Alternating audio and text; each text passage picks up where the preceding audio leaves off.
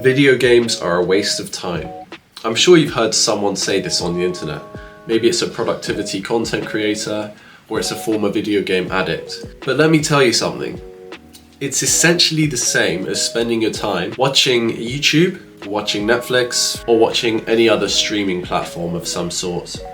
It's all in the realm of digital entertainment. Now, in video games, there are different ways to play. There's single player and there's multiplayer. There are games that end and there are games that never end. Now, the ones that I believe tell a story, or where you're on a single player campaign and you experience it, you finish it, and you move on, I think are healthy ways to consume content. Even the greatest entrepreneurs online now, like Charlie Morgan, he watches movies full length like Pulp Fiction for 2.5 hours to train his attention span. So I don't believe that you can't play video games.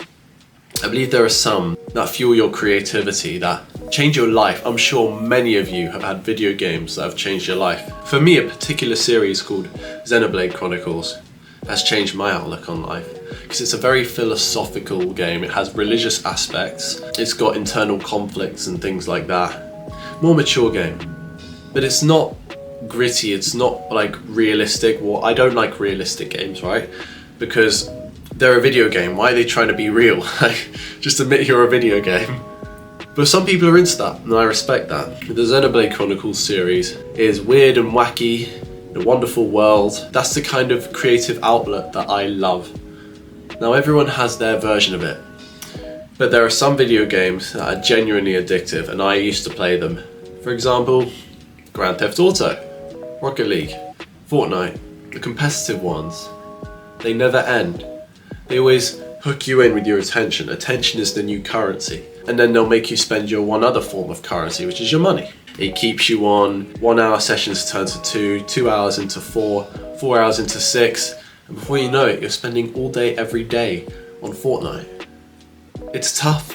And people online, they clown the game all the time, and there's a good damn reason for that. Because it's ruined lives. You need to select better video games. Now, it's really tough to step away, but you know that trend, the dopamine detox that went around in 2019, 2020. Well, you may not have to go cold turkey on it, but at least detoxing for multiple hours of the day will help you. Say if you look outside, experience the nature, that would definitely help. I mean, just gazing at the trees, for example, if I look outside right now, it's just beautiful. The sun as well, excuse my windows. It's starting to blossom, isn't it? It's really green out there.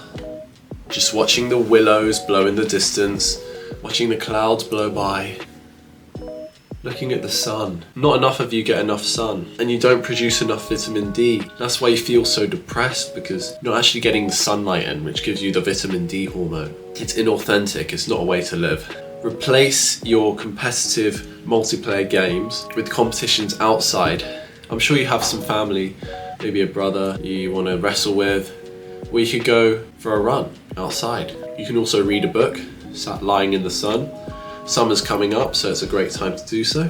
Go on an adventure, go on a bike ride. Now, you don't have to replace all your time with just outdoor activities. You can just select your story mode that you love.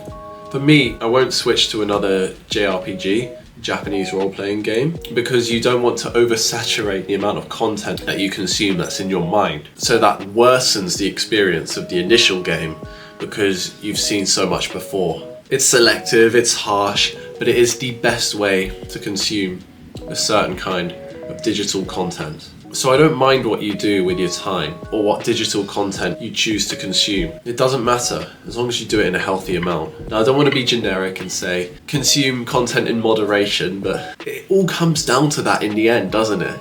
You actually just have to manage your time in a way that's healthy for you and satisfies you. If you know the theory of marginal gains in economics, there is a point where with each unit of time passing, the fun becomes less fun until you get to the top.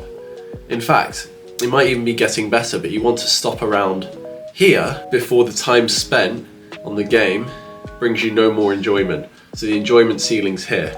Just quit here, You're wasting your time past this point because you're just going to go down and down into a depressive cycle. So yeah, actually in the end it does come down to consuming in moderation. I currently don't play any video games because there are no more Xenoblade Chronicles releases. Instead, I watch educational courses and talk to people, either online, in the self-improvement community I'm part of. It kind of emulates that sense of social connection. Obviously, it's not as good as in-person meets, but I'm actually meeting those guys in 2 weeks. And I also have my friends. I always invite my friend round. We sometimes play some Wii Sports. That's fun. As long as you stick your hand up and say, yeah, I want to do this with my time. Don't make excuses. Say, I'm going to set this amount of time aside to do this activity. Then respect to you, man. Honestly. Can't argue with that. But just make sure you keep your timings in check. Make sure you organize it so that you do not go past this peak point of excitement and then just waste your time onwards, becoming more depressed. Work on something that you love and you're passionate about for most of the day, every day. Stay healthy, guys, and stay tuned for more videos soon.